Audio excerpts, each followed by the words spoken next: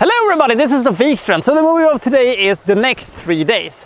I really like movies about incarceration and escaping from prison and stuff like that. This has a very unique take on the subject matter. The only problem this movie has that it has a much better French original, Purel, or how you are supposed to pronounce that. I'm not very good with French.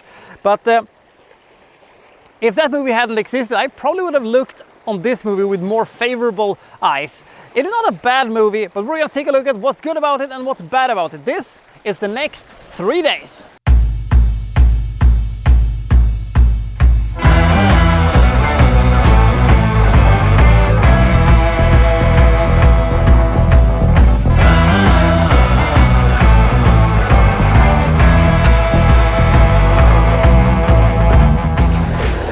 Russell Crowe plays a school teacher whose wife, played by Elizabeth Banks, has been arrested for murder. She is accused of having murdered her boss. And all the evidence points towards that she is the guilty one, and all the appeals have been revoked, and now she's going to spend the rest of her life in prison.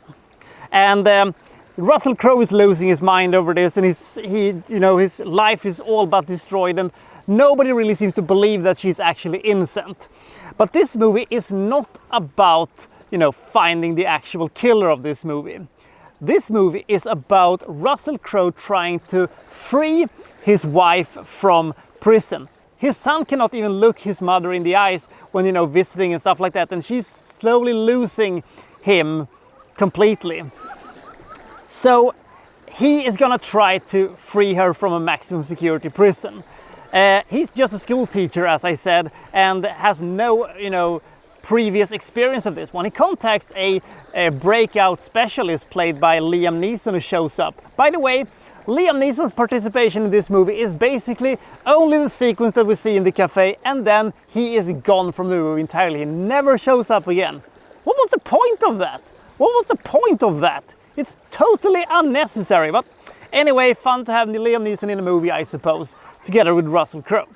The thing is that this movie is essentially Russell Crowe's planning to try to get her wife out of jail. If he's successful with that, where are they going to go? Are they going to be able to say, off the radar of the police or, stuff like that? So this is a little bit different when it comes to the breaking out from prison thing. I love those things, as I've already said. This movie has a couple of things that hinders it from becoming a truly excellent movie. 133 minutes. That is too much. The original of this movie was almost 40 minutes shorter, and that feels, and you can feel that, because they didn't waste any time on anything. They just went straight to the matter. And they didn't, go on any, side quests or side plots or anything like that. This movie overcomplicates things and adds too much nonsense that wasn't necessary. That was a thing I thought was very damaging to the movie. Russell Crowe is totally acceptable.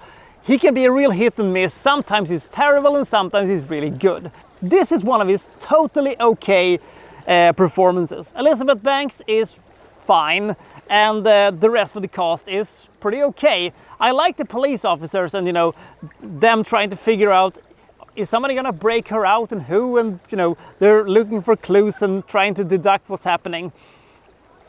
The movie has a couple of kind of smart and kind of clever sequences that I thought was very well made, and the movie looks great and the movie has a big feeling to itself. But as I said in the beginning, this movie would have probably benefited from becoming a smaller movie with a cast of, unknowns and, a slimmer budget. I think that would have benefited the movie. I think it would have resembled the original better.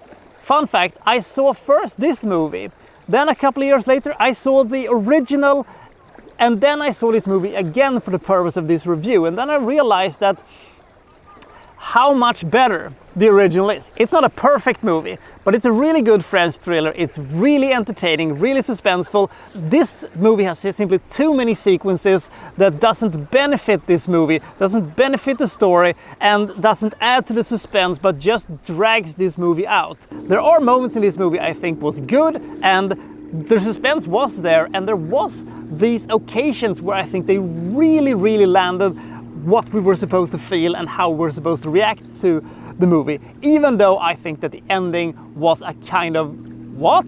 But why though? It's the entire thing with the button. It serves absolutely no purpose. It's more directed towards us in the audience rather than the characters in the movie, which I always feel is very unnecessary.